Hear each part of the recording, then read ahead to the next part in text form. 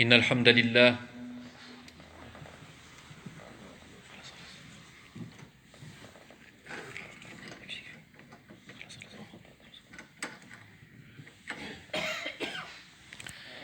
إن الحمد لله نحمده ونستعينه ونستغفره ونعوذ بالله تعالى من شرور أنفسنا ومن سيئات أعمالنا من يهده الله فلا مضل له ومن يضلل فلا هادي له ونشهد أن لا إله إلا الله وحده لا شريك له ونشهد أن محمدًا عبده ورسوله صلوات الله وسلامه عليه وعلى آله وأصحابه ومن تبعهم بإحسان إلى يوم الدين يا أيها الذين آمنوا اتقوا الله حق تقاته ولا تموتن إلا وأنتم مسلمون يا أيها الناس اتقوا ربكم الذي خلقكم من نفس واحدة وخلق منها زوجها وبث منهما رجالا كثيرا ونساء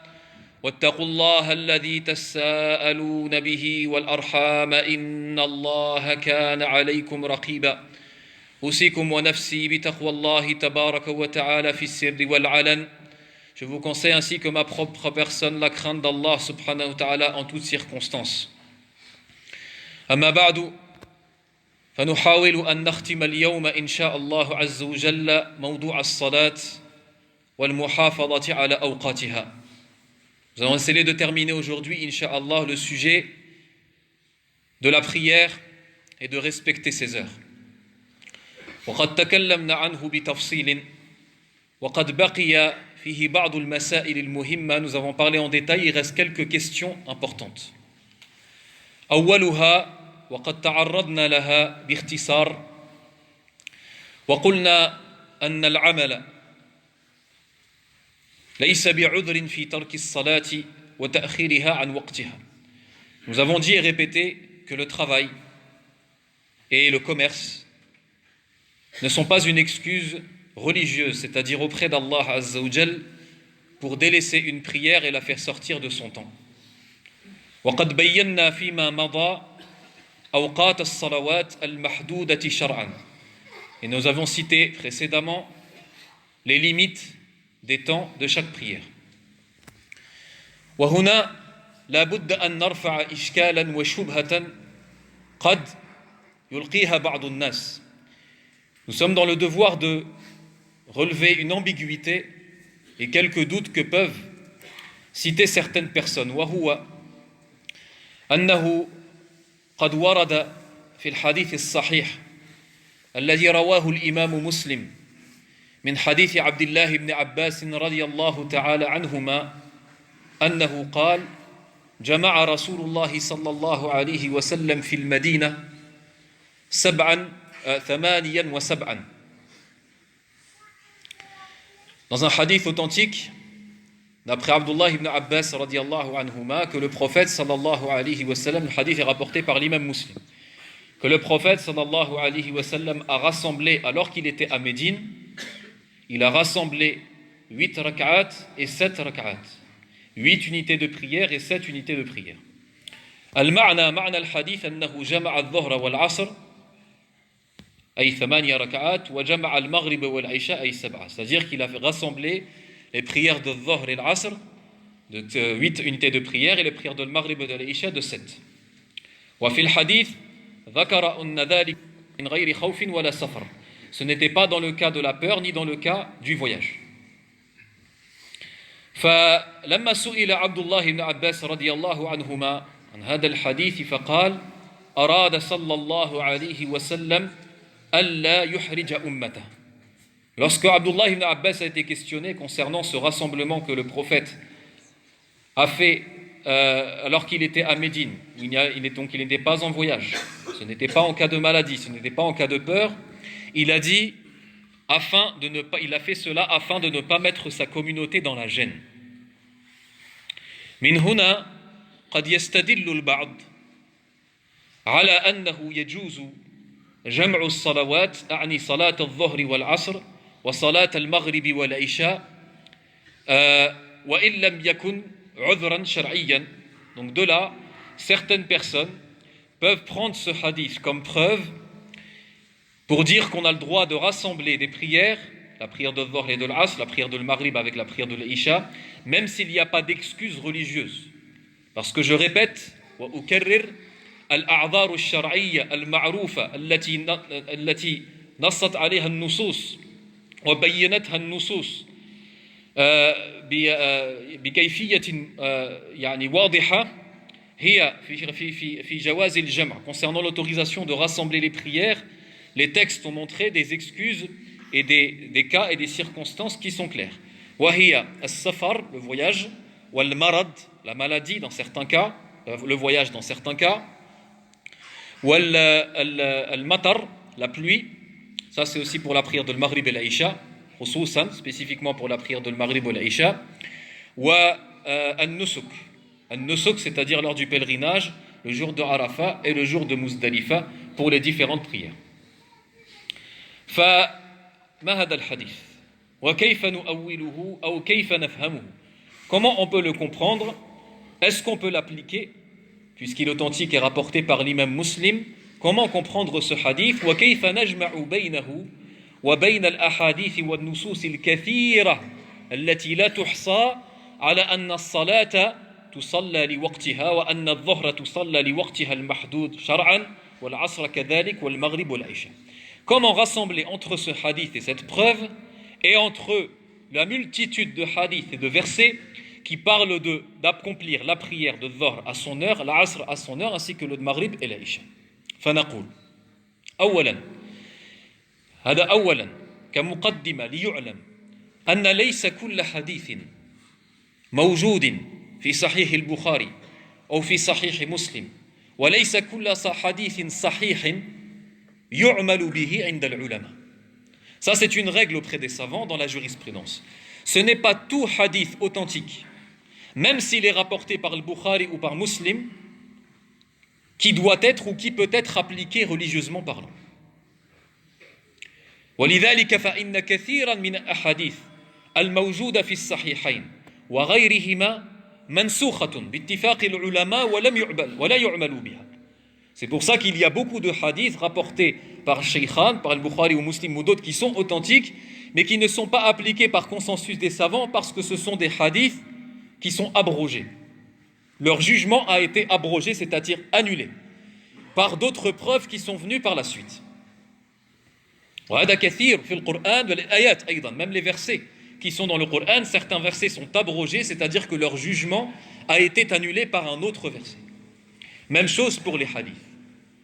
فنقول إن هذا الحديث الذي صح والذي رواه مسلم قد عارضه كثير من الأحاديث وكثير من الأدلة. Beaucoup de preuves et beaucoup de hadiths et de versets vont à l'encontre de ce hadith-là. فالسؤال هل نعمل بحديث واحد أو نعمل بأحاديث وآيات كثيرة لأنه قد حصل التعارض بينهما, comme il y a un semblant de contradiction entre ces deux choses, entre ces différentes preuves. Est-ce qu'on va appliquer un hadith ou bien on va appliquer la multitude de hadiths et de versets sur le fait de pouvoir faire, qu'il faut faire sa prière à l'heure? والجواب معروف, et la réponse est connue, أننا نعمل بالأحاديث والآيات الكثيرة ونعمل بالقول المشهور المعروف عند أئمة أهل العلم وأئمة الإسلام ونترك هذا الحديث الذي هو واحد في بابه. La réponse, c'est qu'on va appliquer et suivre la multitude de preuves qui nous ordonnent de faire nos prières à l'heure. Et concernant ce hadith unique qui parle de l'autorisation de rassembler sans excuse valable, nous ne pouvons pas l'accepter ni l'appliquer, et nous devrons essayer de le comprendre ou d'expliquer cette chose-là. D'expliquer pourquoi le prophète alayhi salatu wassalam aurait rassemblé certaines prières sans qu'il y ait d'excuses. وفيما يتعلق بهذا الحديث قال الإمام الترمذي رحمه الله. L'imam al-Tirmidhi, il fait partie des plus grands savants du hadith. في جامعه, dans son livre et ce recueil de hadith, à la fin de son livre. Son livre contient plus de 4000 hadiths. À la fin de son livre, il dit في باب العلل يقول كل الأحاديث التي ذكرتها في جامع هذا معمولة عند العلماء. Il a dit tous les hadiths que j'ai cités dans mon livre, alors que parmi les hadiths cités, il y a des hadiths qui sont faibles. Tous les hadiths que j'ai cités sont appliqués par les savants et sont pris comme preuve afwan, illa hadithain, à l'excepté de 2 hadiths. Et il a cité parmi les 2, هذا الحديث حديث ابن عباس. Il a cité parmi les 2 ce hadith, le hadith de Abdullah ibn Abbas, comme quoi le prophète sallam aurait rassemblé entre les prières alors qu'il n'était pas dans la peur ni dans le voyage. ثانيا الإمام مالك رحمه الله فسر هذا الحديث لما قال ابن عباس من غير خوف ولا سفر, ou Abdullah ibn Abbas il a dit alors qu'il n'y avait pas de peur ni de voyage, قال ذلك في المطر. L'imam Malik a expliqué en disant que c'est dans le cas de la maladie, en disant que c'est dans le cas de la pluie. وقد جاءت الأحاديث والسنة على جواز جمع المغرب والعشاء عند اشتداد المطر. نعم كما هو معروف في السنة. Il a expliqué que c'est dans le cas de la pluie qui est une excuse valable dont est venue d'autres preuves et la sunna. Le cas de la pluie, lorsque c'est la nuit, on a le droit de rassembler entre le maghrib et l'isha tant que la personne est dans la mosquée. Ça veut dire pour les gens qui font la prière jama'atan en groupe à la mosquée fil masjid. ثالثا قال بعض العلماء إن هذا الحديث لا نستطيع أن نحمله إلا على محمل شرعي يوافق الأحاديث والنصوص الأخرى. Certains savants ils ont dit pour ne pas délaisser ni tous ces hadiths ni ce hadith-là, nous ne pouvons expliquer ce hadith-là que par une image et une façon en disant que le prophète alayhi salatu wassalam aurait rassemblé ses prières d'une manière apparente simplement, dans l'apparence. Ils appellent ça, les savants, le rassemblement des prières dans l'image. ما مضمونه؟ مضمونه أن يصلي الإنسان الظهر في آخر وقتها ويصلي العصر في بداية وقتها فحينئذ سوف يصلي الظهر ويصلي مباشرة العصر بعدها فهو كمن جمع بينهما في الصورة. Donc c'est dans l'image, quelqu'un qui ferait la prière de Dhuhr à la fin de son heure, lorsqu'il ne reste par exemple que 5 minutes de son heure. Et ensuite, juste après, il accomplirait la prière de l'Asr au début de son heure, puisque la prière de Dhuhr et de l'Asr se chevauchent. Dans ce cas, c'est comme si qu'il aurait rassemblé entre les 2 prières, walakin fil haqiqa, mais simplement dans l'image, parce que dans la réalité, la prière de Dhuhr, il l'a fait dans son heure, et la prière de l'Asr, il l'a fait dans son heure. هذا هو المحمل الثالث. Donc ça c'est la 3e chose qui a été citée concernant ce hadith là. نعم. وأما أن يجيز بعض الناس أن يجمع الإنسان بين صلاتي الظهر والعصر وبين المغرب والعشاء بدون عذر شرعي وإنما يجمعهما هكذا, simplement la possibilité de les rassembler parce que la personne est fatiguée ou parce que la personne a une simple paresse, فلا لا يمكن هذا ولا يوافق هذا النصوص الكثيرة والآيات الكثيرة في هذا الباب. Non, on ne peut pas appliquer un hadith muhtamil où il y a une probabilité de compréhension de ce hadith-là et délaisser autant de preuves et autant de hadiths et de versets qui dit l'inverse. فنقول الجمع لا يجوز إلا في الأعذار المعروفة ولم تدل السنة ولم تدل النصوص الشرعية على جواز تأخير الصلاة الظهر إلى صلاة العصر والمغرب إلى العشاء من أجل الشغل والعمل. Le travail ni l'occupation n'est en aucun cas une excuse, ni un cas qui peut autoriser de rassembler entre la prière de Dhuhr et de l'Asr et de l'Maghrib et de l'Isha. وأرجو أن يكون ذلك الأمر إن شاء الله بينا واضحا. نسأل الله العلي العظيم أن يغفر لنا ذنوبنا وأن يعفو عنا ويسامحنا إنه هو الغفور الرحيم.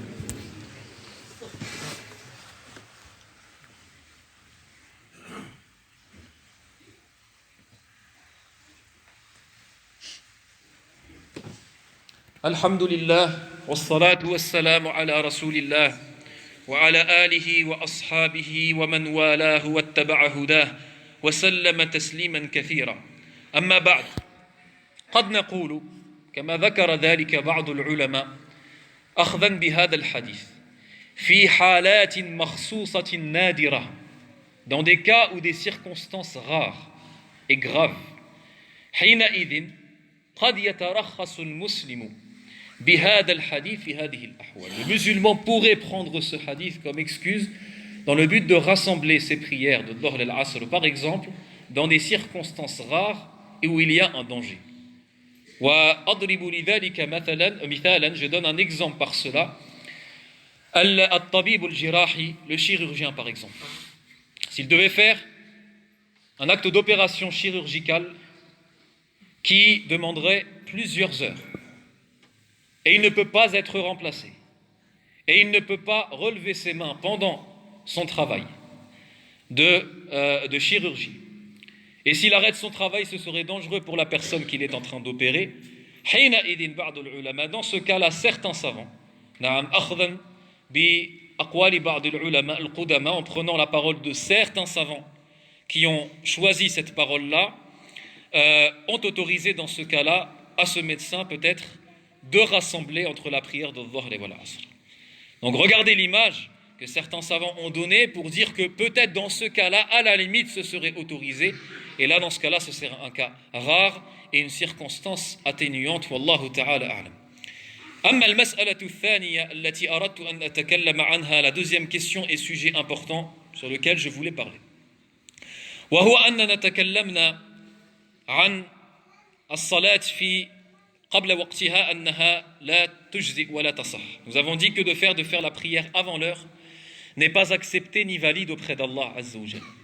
Nous avons dit qu'il était interdit religieusement de retarder sa prière de son heure. فقد يقول قائل ويسأل ويقول أنا قد مضى لي صلوات لم أصليها قط فبدأت الصلاة وعمري 20 سنة أو 25 سنة أو 30 سنة أو صليت صلوات قبل أوقاتها وكنت جاهلا أو لم أكن أعرف ولم أتعلم. Certains peuvent dire je fais partie de ceux qui ne faisaient pas la prière, par exemple. J'étais musulman, je me disais musulman, mais je ne faisais pas la prière. Pendant des années, 5, 10, 15 ans, 20 ans. Ou bien certains, ils vont dire, je faisais la prière avant l'heure. Pas après l'heure, parce qu'après l'heure, la personne l'a fait. Mais avant l'heure, par exemple, on a dit que la prière n'est pas valide. Et la personne dit, je ne savais pas, j'étais ignorant. هل على من ترك الصلاة, est-ce que celui qui délaisse une prière, حتى تخرج وقتها, jusqu'à que son heure sort, أو يؤديها على وجه لا يصح بوجه بإجماع العلماء, ou alors il l'accomplit d'une manière où par consensus des savants elle ne sera pas acceptée, comme le faire de la faire 5 minutes avant le début de l'heure, ou une demi-heure à cause du travail ou autre. Avant le début de l'heure, je ne dis pas après. هل على هذا الإنسان أن يقضي صلواته, est-ce que cette personne devra rattraper ses prières? Est-ce que cette personne peut continuer lorsqu'il reprend sa prière, et il se repent vers Allah Azza wa Jal, est-ce qu'il devra simplement se contenter de reprendre ses 5 prières quotidiennes? Et ce qui est passé est dans l'oubli et on ne se retourne pas. La réponse, c'est que premièrement, il faut faire la différence. Il faut faire la différence entre celui qui a accompli ses prières, mais il les a fait d'une manière qui n'est pas satisfaisante, où il n'a pas fait certaines conditions, ou bien certaines obligations de la prière, ou bien la tahara, dans la purification, il ne faisait pas ses ablutions correctement. Et de l'autre côté, celui qui n'a pas du tout fait sa prière et qui l'a délaissé totalement. Le premier cas, alladhi kana mufarritan fi salawatihi, celui qui avait des manquements dans sa prière mais il les accomplissait. Fa fil haqiqa inda Allah subhanahu wa ta'ala huwa bihasabi jahli, c'est en fonction de son ignorance. Là je parle du péché. Atakallam anil ithm, concernant le péché, c'est en fonction de son ignorance ou pas. Wa qad yadhunnu ba'd an-nas anna al-jahla 'udhran 'inda Allah mutlaqan. Une erreur qu'il y a dans la tête de beaucoup de gens, c'est qu'ils pensent que le fait d'être ignorant dans les choses à faire dans sa religion est une excuse. Et la réponse est que non. L'ignorance n'est pas toujours une excuse. L'ignorance à la base est une excuse concernant le péché, d'avoir fait la chose ou pas, ou d'avoir eu un manquement dans ses obligations. ولكن هل كان لك عذر في تفريطك في التعلم? Est-ce que tu avais une excuse dans le fait d'apprendre et de te renseigner et de questionner lorsque tu ne savais pas? ويقول الله عز وجل فاسألوا أهل الذكر إن كنتم لا تعلمون. Alors qu'Allah nous a ordonné de questionner les gens de science lorsque nous ne savons pas. فبعض الناس يستمر هكذا يصلي الصلوات بأركان لا يفعلها وشروط وهكذا. Quelqu'un il fait sa prière quelquefois pendant des dizaines d'années sans poser une seule fois la question sur sa prière et sans apprendre de nouveau sa prière pour être sûr de l'avoir fait correctement. ثم يقول أنا معذور. Ensuite il dit je suis excusé. كلا. Non, ce n'est pas comme cela que ça se passe. هذا ما يتعلق بالإثم. أما في القضاء concernant le fait de rattraper la prière qui a été mal faite, نعم ففي مذهب مالك الأصل أن الجهل ليس بعذر في هذا الباب. Dans le madhab de l'imam Malik, ce n'est même pas une excuse, ce n'est pas une excuse l'ignorance dans ce sujet-là, parce que l'ignorance, généralement, il y a un manquement dans le fait d'avoir appris ou de questionner. Donc la personne, en réalité, elle n'est pas excusée dans son ignorance et donc elle devra refaire ses prières. أنا لا أستطيع أن أتحمل المسؤولية بالفتوى في هذا الباب. Je ne peux pas prendre la responsabilité personnellement, moi, concernant le dire de refaire ces prières de la personne qui les a mal faites dans le passé. نعم خصوصا وأن الحديث حديث المسيء في صلاته, le hadith de celui qui faisait mal sa prière, et c'était des piliers qu'il faisait mal, الطمأنينة, et le prophète alayhi salam lui a ordonné de refaire sa prière al-hadira présente et ne lui a pas ordonné de faire ses prières qui étaient dans le passé. نعم ولكن فرق بين أن يصلي الإنسان وأن لا يصلي ويترك الصلاة. Différence entre celui qui a fait ses prières, نعم, et celui qui ne les a pas fait du tout. Donc pour celui qui était dans certaines ignorances et qui n'a pas fait ses prières correctement, pour celui qui a fait ça pendant 2 semaines, 1 mois, 2 mois, surtout si c'est des questions où il y a un ijma', où il y a un consensus comme le fait d'avoir fait sa prière avant l'heure. Là, dans ce cas-là, si c'est quelques mois ou quelques semaines, ces personnes-là refont leur prière. Maintenant, si c'est des années, je ne peux pas prendre la responsabilité de leur ordonner et de leur dire que c'est obligatoire de refaire la prière. Et surtout avec le problème des degrés et des calendriers problématiques où la personne, quelquefois, elle est excusée parce qu'elle suivait un calendrier, elle suivait certains savants qui ont donné des horaires, mais celui qui ne faisait pas du tout ce salat. فحينئذ الأئمة الأربعة والمذاهب الأربعة, les 4 écoles, بل هو كاد أن يكون إجماعا, c'est presque un consensus أن من ترك الصلوات حتى خرج وقتها عليه القضاء, que celui qui a délaissé ses prières jusqu'à que l'heure est sortie, il doit les rattraper, ولو كانت سنوات, même s'il les a délaissées pendant des années, وإنما خالف في هذا بعض العلماء وهم الحنابلة والمشهور في مذهبهم لأنهم لماذا؟ لأنهم يرون ومن مذهبهم أن تارك الصلاة كافر, وأن الكافر إذا عاد إلى الإسلام فلا نأمره بقضاء صلواته ولا عباداته, فتارك الصلاة مهما تاب ورجع إلى الصلاة على قولهم كمثل الكافر الذي أسلم. Donc les savants qui ont divergé sur cette question, ce sont les Hanbalites, et la parole la plus connue dans leur école, ils disent que la personne qui ne faisait pas la prière, lorsqu'elle se repentit, elle n'a pas à les rattraper. Mais pourquoi? Parce que la ravi, et il voit que celui qui ne fait pas la prière, le musulman qui ne fait pas la prière, n'est même pas musulman. Donc c'est comme le non-musulman qui se convertit à l'islam. Est-ce qu'un non-musulman, lorsqu'il se convertit à l'islam, on lui ordonne de refaire ses prières? Abadan. Ça, jamais de la vie. Donc, en réalité, les savants de l'islam, qatibatan illa man shad, sauf quelques très peu de savants, alladhina la yu'taddu biqawlihim fi hadha al-bab, et on ne va pas accepter et on ne peut accepter leurs paroles concernant cet avis-là, parce que c'est l'extrême majorité de savants qui disent que celui qui ne faisait pas sa prière lorsqu'il se repentit un jour devra les rattraper.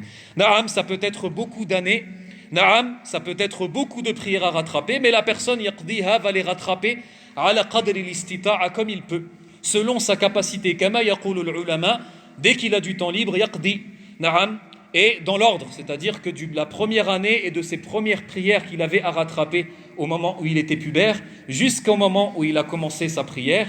Il rattrapera ses prières dans l'ordre, afwan, as-subh wal-dhahr wal-asr wal-maghrib wal-isha du premier jour où il est devenu pubère, et ensuite le deuxième, le troisième, le quatrième.